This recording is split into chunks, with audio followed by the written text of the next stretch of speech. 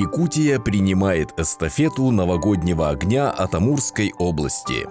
Огонь, облетевший уже 8 дальневосточных регионов, прибыл на землю Олонхо.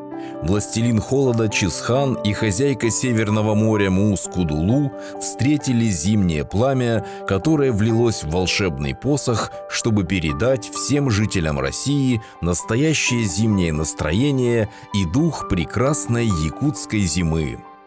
Приветствую вас в своей резиденции.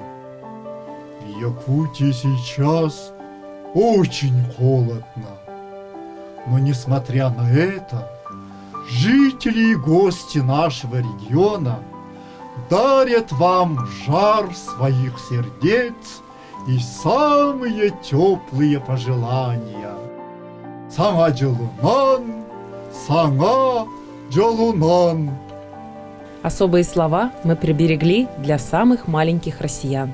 Желаем вам в новом году счастья, искрящегося, как белый снег, успехов, ярких и незабываемых, как северное сияние, и, конечно же, здоровья вам и вашим родителям, крепкого, как якутский алмаз.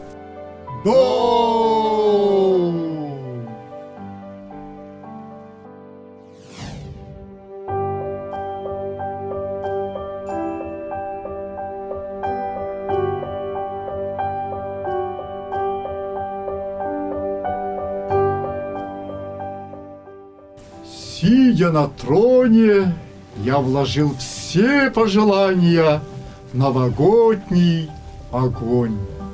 Я отправляю его дальше по всей территории нашей необъятной России.